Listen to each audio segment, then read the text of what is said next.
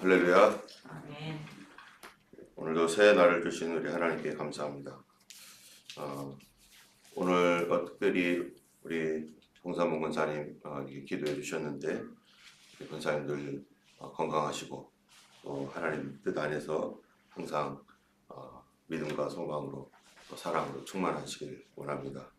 또 우리 박학공 권사님 지금 몸이 안 좋으셔서 계속 누워 계시고 좀 어질어질하시다고 하시는데 우리 박학공 권사님을 위해서도 건강하도록 기도해 주시고 저희 교회 어른과 같이 이렇게 늘 기도해 주시고 또 성도들을 돌봐주신 우리 두 분 권사님 항상 건강하시도록 우리 성도님들께서 건강들 잘 돌봐주시고 또 챙겨주시면 감사하겠습니다.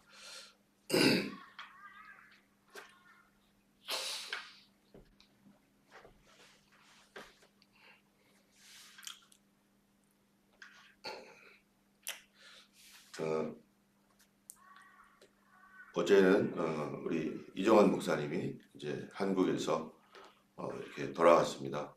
그래서 제가 픽업을 가서 또 짐이 많아가지고 한국에서 이렇게 오면서 또 이 뭐예요? 한국 물건들이 싸다고 막 엄청 싸갖고 왔어요. 그래서 뭐 큰 짐 아주 그냥 대형 짐 3개에다가 뭐 하여튼간 이렇게 갖고 오게 되셨는데 이정환 목사님도 어제 좀 이렇게 조금 더 들어봤더니 마침 그때 한국에서 이 교회와 연결이 되어서 그래서 그 교회에 가려고 하는 가운데 제가 전화를 한 바람에 이렇게 사모님과 또 여러 가지 기도하면서 또 하나님의 뜻을 그 순간에라도 이렇게 구하면서 결국 이렇게 그쪽 교회를 내려놓고 포기하고 그냥 급하게 모든 일정을 취소해서 이쪽으로 이렇게 저희 교회로 오는 것으로 그렇게 한 것 같습니다.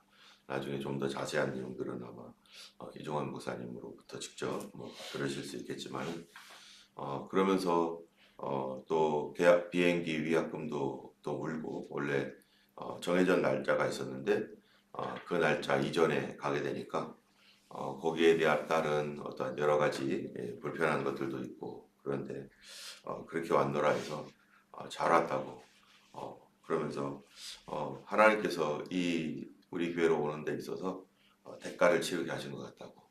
뭐든지 대가를 치러야만 소중합니다. 내가 대가를 치르지 않고 그냥 얻게 되었을 때는 소중함을 모르죠. 그런데 하나님께서 마침 이때 많은 본인도 포기해야 할 다른 한국에서 목회할 수 있었던 그런 길을 이렇게 하나님께서 일부러 이때 딱 맞추셔서 그렇게 가게 하시고 그쪽에서 그 일을 포기하게 하시고 그리고 이쪽으로 위약금까지 물어가면서 오게 되는 그런 대가를 치르게 하셨던 거에 대해서 참 감사했어요. 우리 교회 하나님께서 사랑하는 교회에 오게 하실 때 그냥 오게 한 게 아니라 교회를 대가로 치르게 하셨구나. 본인에게는 한국에 가서 사실 목회하는 것이 그 목사님이 원했던 바였습니다. 저는 한국에서 목회하는 것은 원했던 바가 아니었었죠. 어제 얘기를 하면서 본인은 한국에서 목회를 하기를 원해서 예전에서도 뭐 90%다 됐었는데 어떠한 일로 인해서 또 이렇게 내려놓기도 하고 그랬는데 본인은 그렇게 해서 그쪽에서 목회하기를 원했는데 하나님께서는 그쪽으로 보내지 않고 오히려 호주로 이렇게 보냈는데 저는 호주에 있기를 원했는데 또 하나님께서 귀한 교회로 또 이렇게 다시 갈 수 있도록 그렇게 또 열어주셔서 참 하나님께서 뜻하시는 것들 우리가 다 알지 못하지만 우리의 인생을 우리가 가는 게 아니라 하나님의 인도하심 따라서 아마 우리 교회는 이제 이정환 목사님이 계셔야 또 앞으로 성도님들도 더 큰 은혜와 축복이 있고 또 이 교회를 향한 하나님의 뜻이 이루어질 것입니다.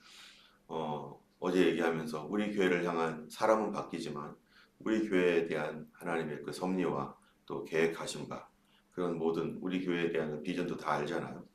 그런 것들은 사람은 바뀌어도 계속 이루어가게 될 것이다라고 서로 이렇게 얘기하면서 저도 또 저쪽으로 가면서 또 하나님께서 그 교회를 사랑하시기 때문에 어렵고 또 힘든 시간이 있었지만 그러한 모든 것들을 통해서 하나님이 영광 받으시고 주님의 뜻이 이루어질 줄로 믿습니다.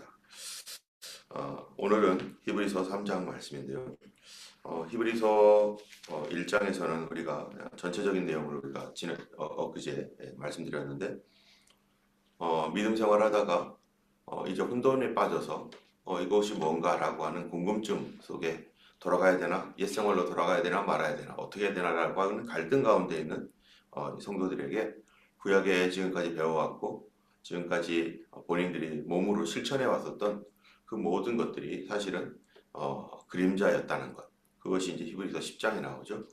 율법은 장차오는 일의 그림자요 참 형상이 아니므로 해마다 늘 드리는 바 같은 제사로는 하나님께 나오는 자들을 능히 온전케 할 수 없느니라 하신 이 말씀대로 그림자였는데 그 그림자를 오늘날 우리가 쓰는 용어로 하면은 만져질 수 있는 거라는 거죠. 이 손으로 만질 수 있는 것들, 느낄 수 있는 것들. 그래서 구약은 제사제도라는 것, 직접적으로 내가 양이나 소를 죽이고 그리고 또 그러한 그런 것들의 몸을 자르는 그 일들을 돕고 그러니까 안수하고 하는 거 내가 직접 만지고 그 양이나 소가 또 비둘기가 이런 그 짐승들이 죽을 때 그 외치는 그 고통의 절규들 그런 것들을 내 죄 때문에 저렇게 희생당하고 있는 그런 그 짐승들의 죽어가는 소리를 내 귀로 들어야 되고 그들의 피냄새를 맡아야 되는 이 오감을 동원하여서 맡게 되는 이러한 내가 만져질 수 있는 경험할 수 있는 그러한 것들이 사실은 예수 그리스도를 표현하고 예수님의 그런 그림자로서 그런 것들이 우리에게 나타나 있었다는 것이죠.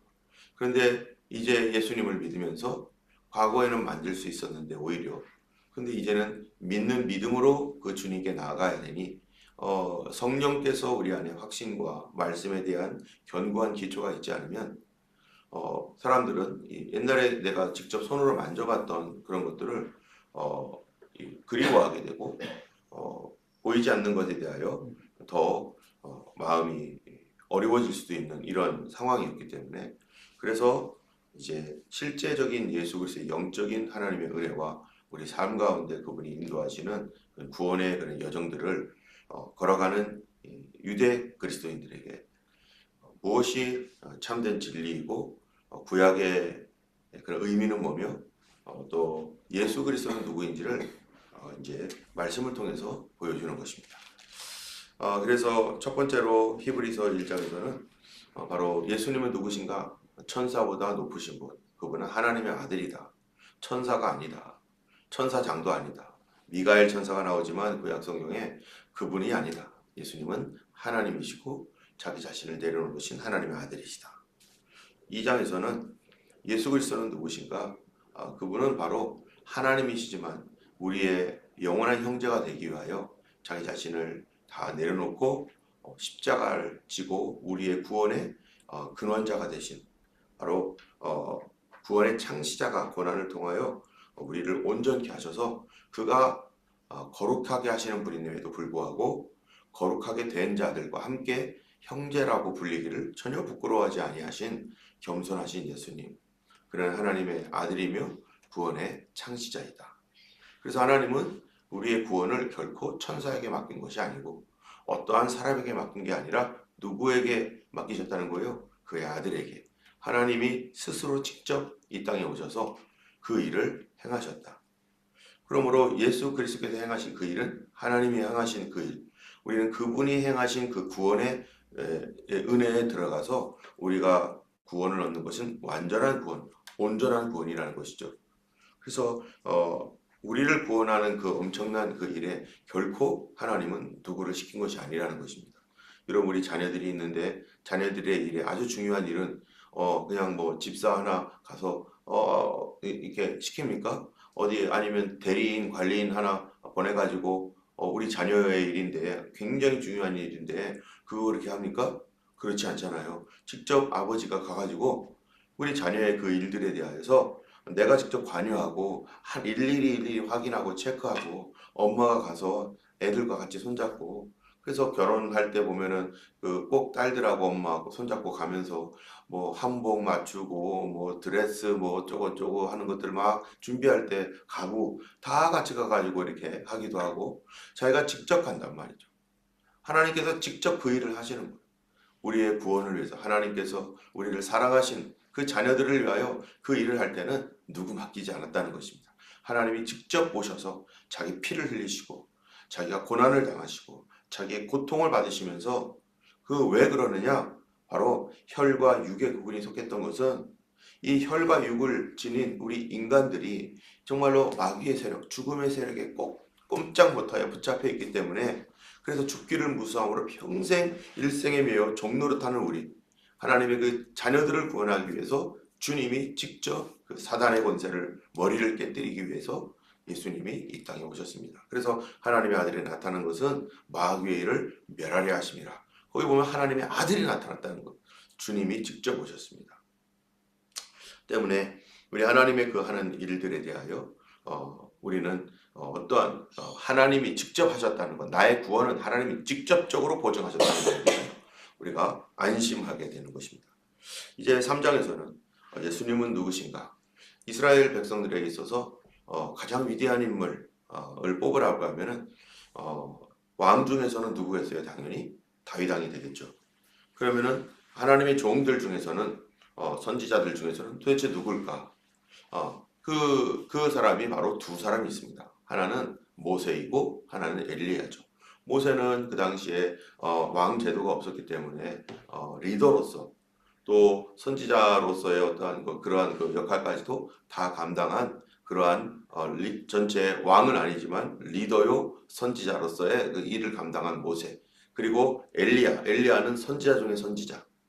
그래서 예수님께서 변화산에 올라가셨을 때 거기서 누구를 만납니까? 모세와 엘리야를 만나잖아요. 그 이스라엘 백성들에게 모세와 엘리야는 굉장히 그들이 존경하는 아주 위대한 주의 종들입니다. 그렇기 때문에 특별히 하나님께서 모세를 통해서 내가 다른 선지자를 하나 더 세울 것이다 라고 했던 구약의 예언 내가 너희들에게 선지자를 보내겠다고 했던 구약의 예언이 신약에서는 예수 그리스도로 이루어지잖아요. 예수님의 직분이 왕이요 선지자요 제사장이기 때문에 바로 그 선지 그들은 이스라엘 백성들은 그 선지자라고 그렇게 불렀어요. 그 메시아가 오시는데 그분은 그 선지자.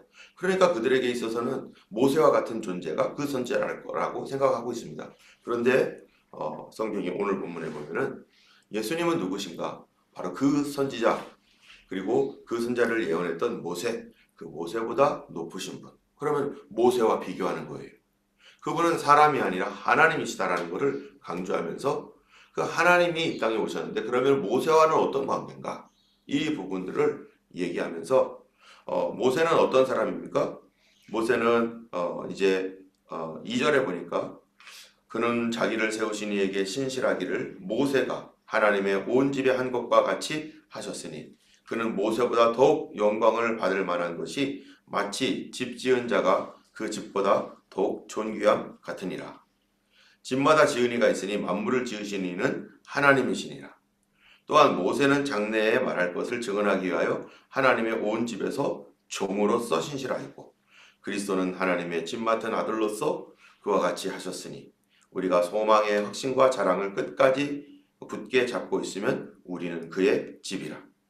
여기 보면은 집이 있는데 하나님의 백성들, 하나님의 집, 그 하나님의 집이 있는데 모세는 어떠한 사람이냐? 모세는요 그 집에 온 집의 종이다. 하나님의 온 집의 종으로서 신실했다는 거예요. 심지어 모세는 장래에 말할 것을 증언하기 위하여 하나님의 온 집에서 종으로서 신실하였다. 이 장래에 말할 것을 증언하기 위하여 라고 하는 그 말은 뭐냐면은 모세가 앞으로 오실 예수님 메시아에 대한 증언자로서 그가 하나님의 그 일을 준비하는 일에 충성을 다하고 하나님의 집에 종으로서 신실했다는 거예요. 그런데 그리스도는 바로 하나님의 집을 맡은 누구예요? 아들로서. 모세는 종으로서 신실했지만 예수님은 하나님의 아들로서 그와 같이 하셨다. 그래서 우리가 소망의 확신과 자랑을 끝까지 굳게 잡고 있으면 우리는 그의 집이라. 이제 우리가 하나님의 성전인 이유는 우리가 구원받았기 때문이고 하나님의 성령이 우리 안에 계시기 때문입니다. 그래서 우리는 하나님의 집이 되었고 하나님의 성전입니다. 그런데 이 예수를 믿다가 구약이 그리워지고 옛날에 했던 것들이 그런 것들을 더 확실한 것처럼 느끼고, 그렇죠. 그게 더 확실한 것 같겠죠. 성령의 충만함이 없으면 그게 더 확실해지는 거죠. 그런데 그런 것들 때문에 흔들리다가 뒤로 돌아가면 그게 뭐가 되는 거냐? 여기 보니까 우리가 소망의 확신과 자랑을 끝까지 굳게 잡고 있어야 된다는 거예요. 예수 그리스도를 온전한 하나님의 아들로서 믿는 그 믿음을 굳게 잡고 구약으로 돌아가지 말아야 된다는 거예요. 예수를 소망하면서 우리가 굳게 잡고 있어야 되는데 사람들이 그 굳게 잡고 있지 못하고 흘러떠내려가는 사람들에게 그런 사람들이 있기 때문에, 그래서 누가 영원히 주님이 거하실 성전인가? 예수 그리스도를 어떻게 하는 분이에요? 굳게 붙잡고 있는 사람이에요. 예수님을 굳게 붙잡고 있지 아니하면 그도 흘러떠내려가는 그런 사람이 될 거라는 것입니다.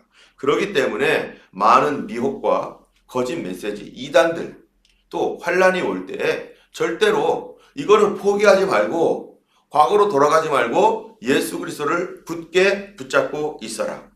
그런데 그 그리스도를 붙잡으려고 할 때 사람들에게 어떤 일이 있을 수가 있느냐? 많은 신앙의 체험도 있고 놀라운 그런 기적들도 있고, 그런데 그럴 때에도 뭐가 있을 수 있냐? 시험이 있을 수 있다는 거예요. 여러분, 모든 사람은 시험을 받을 수 있다는 겁니다. 시험이 누구든지 있죠. 여러분들 중에 예수님을 믿으면서 믿음의 시험 받지 않은 사람이 없을 것입니다.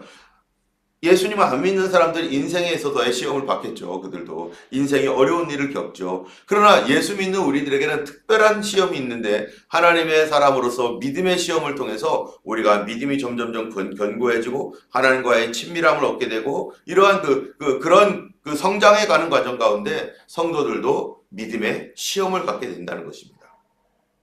이것은 의미 있는 시험이고, 이것은 영생에 관한 시험이고, 이것은 정말로 진리에 대한 시험이죠. 세상 사람들이 살면서 일어나는 그런 여러 가지 어려움은요, 이 세상 살기 위한 하나의 그냥 과정이죠. 의미가 뭐가 있겠습니까? 영원한 것과 무슨 의미가 있습니까? 그들이 살아가는 데 있어서. 그런데 성도들에게 있어서는 하나님과 연결되어 있기 때문에 영원하신 하나님 안에서 이 시험, 그런 시험이 있을 때 도대체 어떻게 해야 될 것인가? 자, 7절에 보면요. 그러므로 성령이 이르신 바와 같이.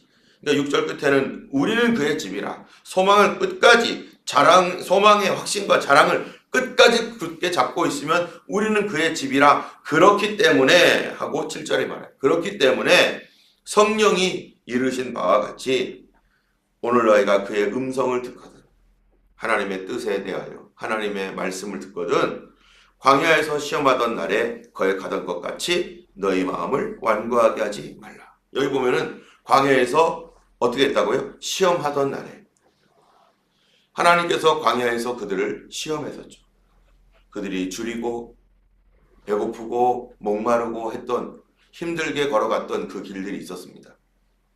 열심히 가면서 하나님의 큰 은혜로 10가지 재앙을 다 통과하고, 그리고 야 신난다 해가지고 정말 하나님 놀라우시다, 우리를 이렇게 구원해 주시는구나. 그리고 이집트 사람들이 갈 때 막 금은 뭐하려면 이만큼 갖다가 가져가라고 막 제발 좀 가져가고 빨리 나가라고 막 할 정도로 나올 때 풍부하게 나오고 정말로 승리하여 나오고 정말 하나님의 능력을 체험하여서 막 우리 하나님밖에 없습니다 뭐 하면서 그게 나왔는데, 홍해 앞에 딱 서니까 홍해 앞에서 오도 가도 못하고 뒤에서는 다시 그들이 마음을 바꿔가지고 이집트가 막 쫓아올 때 어떻게 합니까? 맨 처음에는 막 불안해가지고 막 이렇게 하다가 막 나중에 원망하면서 우리가 차라리 저기서 죽었을 땐 좋을 뻔했는데 왜 여기 와서 죽이려고 하나님이 우리를 여기까지 인도했느냐 하면서 막 하나님에 대한 원망이 막 터져 나오는 거예요.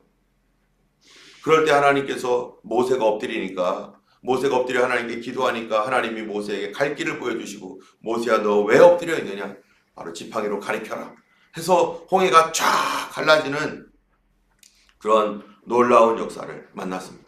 첫 번째 시험이었죠. 그들이 어떤지 알았어요. 하나님의 은혜 줬으면 은혜 받고 능력 받고 체험 얻고 막 부자가 되고 했을 때는 막 좋다고 뛰면서 막 그랬던 사람들이 홍해 앞에 딱 서니까 그 능력의 하나님을 체험했음에도 불구하고 뒤에서 쫓아오는 군대가 너무나 무서우니까 여러분 우리도 그래요. 우리도 막 하나님의 많은 은혜와 능력을 체험했고 그런데 앞에 큰 문제가 생겼습니다. 이건 도저히 어떻게 할 수 없는 그런 문제가 생겼어요. 그러면 그 문제만 있으면 하나님께 기도하고 하나님 도와주세요 하면서 막 엎드릴 거예요. 그런데 거기에 뭐까지 겹쳤느냐면 뒤에서 우리를 죽이겠다고 쫓아오는 시간이 촉박한 거예요.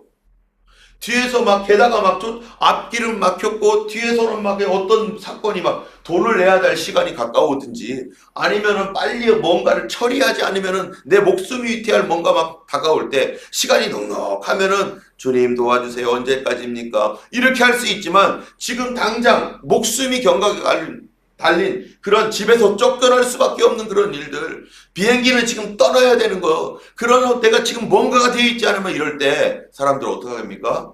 막 화를 내고 분노하고 막 우리가 이렇게 되려고 여기까지 왔냐고 하나님에 대한 신뢰 다 사라지고 불신으로 막 이러면서 그렇게 시험을 받을 수 있어요. 그때를 하나님이 보시는 거예요. 그때에도 신뢰할 수 있는가?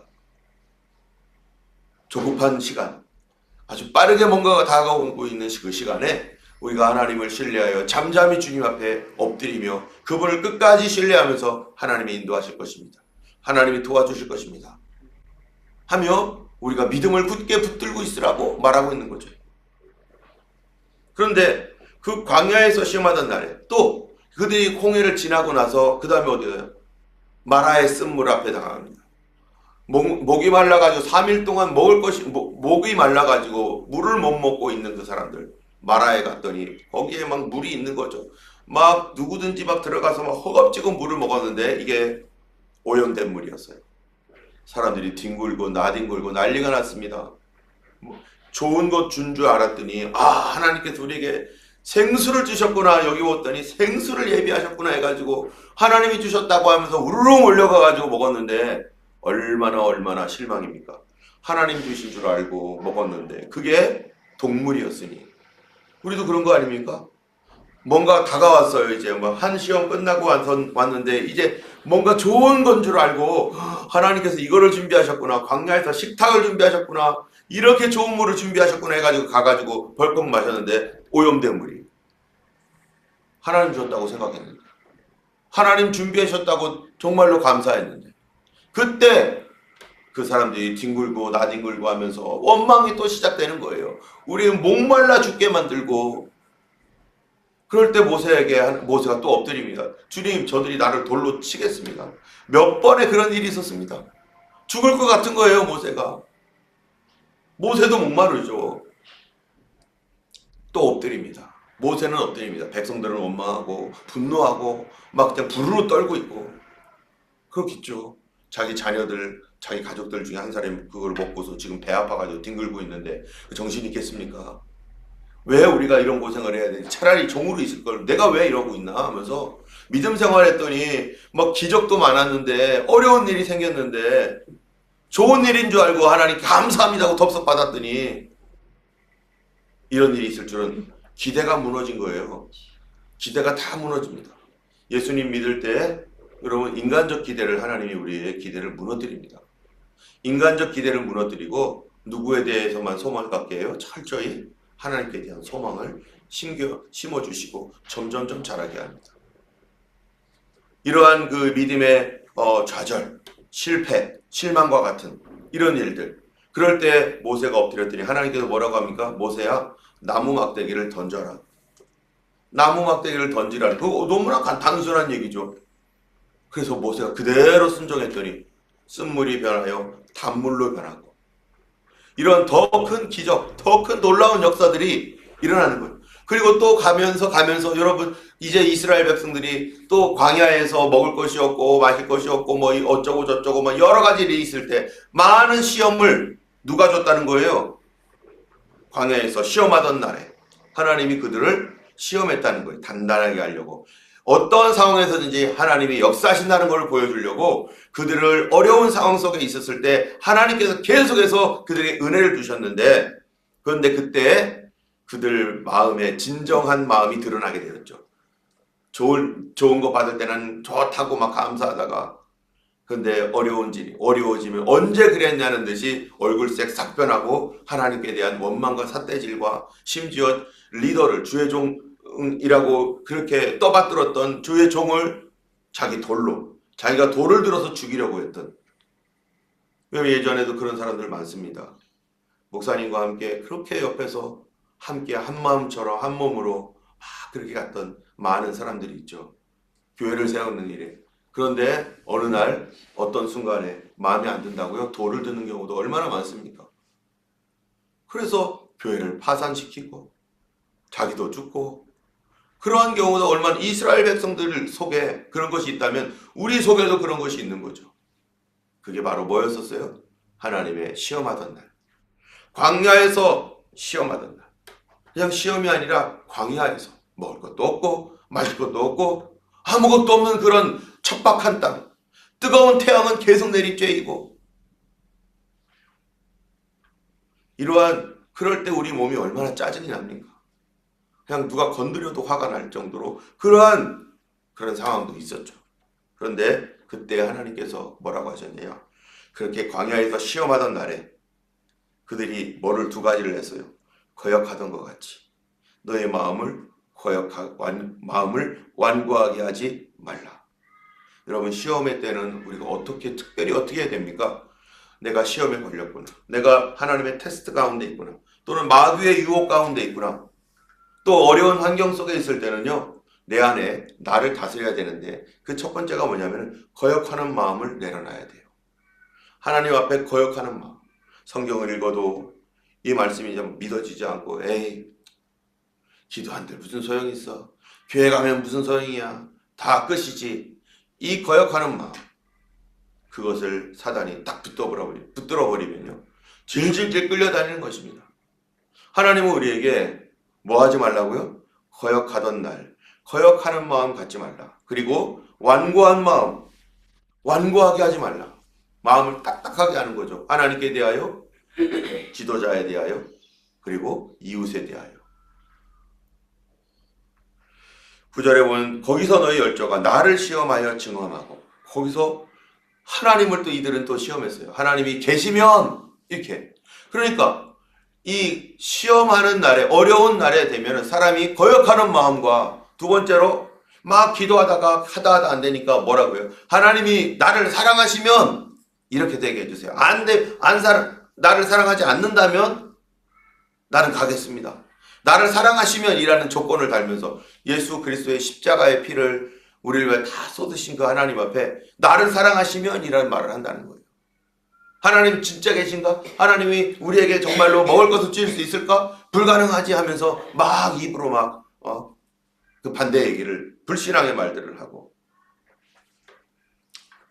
우리가 어려운 때는 거역하는 마음이 가장 먼저 들어옵니다. 그리고 없는 말도 막 해요. 그리고 완고한 마음이 들어와서 막 딱딱한 마음으로 하나님과 또 목사님과 또 이웃들을 대하고. 그랬을 때 하나님을 시험할 뿐만 아니라 10절에 보니까 이 세대에 대하여 노하기를 그들이 항상 마음이 어떻게 됐다고요? 미혹되어. 뭐를 알지 못하여? 주님의 길을 알지 못했다는 거예요. 주님의 길을 알지 못해. 주님이 그 길을 인도하시는데, 하나님께서 인도해 가시는데 그들이 마음이 미혹되니까 그 인도함을 받는 그 길이 왜 하나님이 우리를 이리로 인도하고 있고 이 의미가 뭔지를 전혀 알지 못한다는 거예요. 왜요? 내 맘대로 안 되니까. 광야에서는 내 맘대로 안 되죠. 시험 받을 때는 내 맘대로 안 됩니다. 그래서 잠언서 3장에 보면은 너는 범사에 누구를 인정하라고요? 그를 인정하라. 그리하면 어떻게 한다고요? 내 길을 지도하시리라. 우리의 길을 지도하시는 하나님인데 여기 보니까 내 길을 알지 못한대요. 왜 몰라요 지금? 마음이 미혹되어서. 어떻게 미혹되었어요? 거역하는 마음, 완고한 마음, 하나님께 대하여 원망 시험하는 마음. 이런 마음이 되니까 다 성경도 목사님이 이렇게 좀 말해주는 것도 또는 주변에서 성도들이 위로해주는 것도 다 싫다는 거예요. 사단에게 딱 넘어간 마음입니다. 이럴 때 우리가 어떻게 해야 될 것인가? 12절에 보니까요. 이런 말씀이 있어요. 형제들아 너희는 삼가 혹 너희 중에 누가 믿지 아니하는 악한 마음을 품고 살아계신 하나님에게서 떨어질까 조심하라. 여러분 어떤 변화의 시기에 마음이 상처를 받고 마음이 상하여서 실망과 절망으로 살아가는 사람이 있을 수 있습니다. 이 사람이 여기서 떨어져 나갈까 조심하라고 하나님께서 경고하고 있는데요. 그렇기 때문에 우리가 이런 시험의 때, 변화의 때, 이럴 때 어떻게 하라고 하셨는가? 13절 말씀 같이 한번 읽어볼까요? 같이 13절, 14절 같이 읽겠습니다. 시작. 오직 오늘이라 일컫는 동안에 매일 피차 권면하여 너희 중에 누구든지 죄의 유혹으로 완고하게 되지 않도록 하라. 우리가 시작할 때 확신한 것을 끝까지 견고히 잡으면 그리스도와 함께 참여한 자가 되리라. 아멘. 여기 보면은 성도는 도대체 어떠한 존재인가? 이 시험의 때, 광야의 때, 그때 오직 언제요? 오늘이라 일컫는 동안에 언제? 매일 피차 권면하여. 우리는요 매일매일 뭐를 받아야 돼요? 권면 받아야 됩니다. 누구로부터 권면을 받아야 됩니까? 하나님의 말씀으로. 우리는 매일매일 하나님의 말씀으로 묵상을 해야 되는 거예요. 하나님의 말씀이 매일매일 나에게 들어와야 돼요. 특별히 언제? 어려운 시기에, 시험의 시기에, 힘든 시기에. 그것이 내가 만든 시험일 수도 있어요. 내가 실수하고 잘못해가지고 다 엉클어져가지고 막 그냥 복잡하게 된 그런 때도 마찬가지입니다. 내가 잘못했고 내가 내 죄 때문에 만들어진 그러한 어지러운 시기도 마찬가지고 모든 부분에 있어서 성도라면은 이런 시기에 해야 할 것이 반드시 해야 될 게 있어요. 그게 매일 피차 권면하고 매일 권면을 받고 하나님 말씀으로 권면 받고. 그래서 어떻게 하라고요? 죄의 유혹으로 완고하게 되지 않도록 주의하라. 우리는 매일매일 기도해야 됩니다. 순간순간마다 그럴 때마다 하나님 내 마음이 딱딱해지지 않도록 도와주세요. 부드럽게 되게 해주시고 하나님 뜻을 알게 해주시고 믿음의 눈, 소망의 눈으로 보게 해주시고 절망하지 않게 해주시고 우리는 매일 기도해야 되고 그런 사람들이 있다면 시험 가운데 있는 사람이 있다면요. 그분을 위해서 매일 기도해 줘야 돼요. 혹시라도 지금 이 변화의 시기에 마음이 어렵고 힘든 분이 있다면 여러분 그런 사람을 알고 있다면요. 그냥 멀뚱히 바라보는 것은 하나님 뜻이 아니죠. 왜 내가 그 사람이 그렇게 어려운 것들을 알게 했을까? 왜 내가 그 소식을 듣게 되었을까? 성도들이 힘들어하고 아파한다는 소식을 듣고 누가 지금 괴로워하고 누가 어려운 가운데 있다는 소식을 만약에 나만 알고 있거나 또는 내가 어떻게 들었다면 왜 그게 내가 알고 있어야 될 일입니까? 하나님이 나에게 뭐 해주시는 거예요? 너 기도하라고. 그 사람 위해서 기도하라고. 시험에 걸려서 떨어지지 않도록 기도하라고. 어려운 가운데서 흘러 떠내려가지 않도록 기도하라고. 어떤 사람들은 그런 얘기를 들으면 그럴 줄 알았어. 그 사람은 그래. 여러분 이거는 하나님이 기뻐하는 말이 아니죠. 하나님의 마음이 아니죠. 하나님이 나에게 그런 말씀, 그런 어려운 사정을 내게 알게 하셨던 것은 나의 책임입니다. 나에게 그에 대한 책임을 주신 거예요. 기도하는 책임. 말씀을 묵상하면서 계속해서 일어날 수 있도록. 예전에 어떤 전사님이 있었는데 그 전사님이 목사님과 함께 일을 하다 보니까 멀리서 봤을 때는 목사님이 참 너무나 존경스럽고 대단해 보이고 정말 그렇죠. 예, 아마 저도 마찬가지일 거예요. 멀리서 보면은 주름도 잘 안 보이고 더 멀리서 보면은 아주 핸섬한 그런 그 미남처럼 보이겠죠. 가까이 오면 올수록 이렇게 지금 얼굴에 뭐 이렇게 주름이 많고 가까이 가 누구든지 사람은 가까이 가면요 허물이 보이게 돼요. 그럴 때 이 전사님이 이 목사님과 가까이 있으면서 목사님이 허물을 보았습니다. 예전에는 멀리 있었을 때는 그렇지 못했는데 그런 줄 몰랐는데 허물이 보이는 거예요. 그러니까 마음이 너무너무 힘들고 어렵습니다. 그걸 가지고 두 종류의 사람이 있어요. 하나는 그 이야기를 성도들한테 가가지고 목사님이 이래, 자기 친구들이나 다른 동료들에 가지고 목사님이 저래, 나는 그런 줄 몰랐어, 이런 사람이 하나가 있고요. 또 한 사람은 하나님께서 나에게 왜 다른 사람이 못 봤던 그거를 나에게 왜 보여주셨을까. 근데 그 전사님은 두 번째 경우였었어요. 첫 번째는 가서 막 사람들에게 이 사람 저래 저 사람 저래 막 하면서 막 그냥 없는 말도 막 덧붙여져 가지고 막 그렇게 될 수 있는데, 그런데 기도를 하면서 하나님 앞에, 하나님 내가 너무 힘듭니다.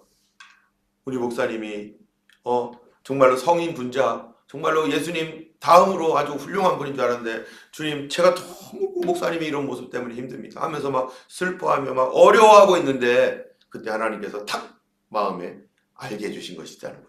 감동을 하나 주셨는데 그게 뭐였냐면은 그분이 저한테 한 얘기였어요. 내가 하나님께서 그분에게 그 목사님의 연약한 것을 알게 하고 보여준 이유는 무엇 때문이냐? 뭐 때문이라고 하셨겠어요? 그를 위해서 진심한 마음으로 기도할 사람은 너밖에 없으니까 내가 너에게 그의 약점을 보여준 거다. 그러니까 너가 기도해. 그 얘기를 딱 듣는 순간 목사님에 대한 원망이라든지 또 아픈 마음이 다 사라져버리고 불쌍하게 보이시는 거예요. 아, 하나님께서 저 목사님을 위한 기도를 나에게 맡겼구나. 저 약한 부분은 다른 사람이 보면 다 시험당하고 힘들어지고 어려워질 텐데, 그런데 그거를 품고 그분을 위해서 기도할 수 있도록 하나님이 나에게 특별히 보여주신 거구나. 나는 그게 나에게 상처가 되고 나를 괴롭히는 일인 줄 알았는데 하나님이 나에게 맡긴 특별 스페셜 사명이네. 그래서 기도하기 시작했습니다. 제가 인천에 있었을 때 한 전사님이 저한테 자기네 교회 자기의 간증을 얘기하면서 했던 얘기. 하나님께서 어떠한 누구도 흘러 떠내려가거나 어려워지지 않기를 원합니다. 하나님은 그런 시험의 때에 바로 매일 권면하여 매일 말씀 묵상하고 하나님의 뜻을 찾고 하나님의 그 선한 인도하심을 인정함으로 그렇게 걸어갈 때에 우리로 하여금 14절에 우리가 시작할 때에 확신한 것을 끝까지 견고히 잡고 있으면 그리스도와 함께 참여한 자가 되리라. 우린 주님과 동행하는 사람이 된다는 것이죠. 그 시험의 때에도 사실 누가 계셨어요? 옆에? 주님이 계셨어요. 내 눈에 안 보여가지고 어디 갔지 이러고 있지만 그때에도 주님이 계십니다. 우리 주님을 만나야 되고 주님께서 그 시간을 어떻게 견디게 하시느냐, 바로 매일 하나님의 말씀을 묵상하고 매일 서로 권면하고 매일 서로를 위하여 기도해주는 우리는 매일매일 공급받지 않으면 쓰러지는 존재입니다. 오늘 하루도 주님과 함께 동행하기를 원하고 예수님과 함께 살아가는, 그리고 성도들을 돌보고 그들을 위하여 기도해주고 그들은 나의 기도가 필요한 사람이고 나는 그분들의 기도가 필요한 사람이고 나는 하나님의 말씀이 필요한 사람입니다. 오늘도 공급해 주시는 주님을 의지하며 함께 승리하는 하루 되기를 원하고요. 저녁에 우리가 그룹 연합 기도회 있습니다. 저가 할 마지막 아마 그 그룹 기도회 시간이 되겠죠. 우리 함께 모여서 같이 기도해 주시고, 또 청년들은 비전 캠프에 가서 오늘 귀한 훈련을 받는데 이 모든 것들 주님이 인도해 주시도록 기도해 주시면 감사하겠습니다. 기도하겠습니다. 거룩하신 하나님 아버지, 감사합니다. 오늘도 우리 주님의 크신 사랑과 은혜를 인하여 감사하고 우리가 어떤 형편에 있든지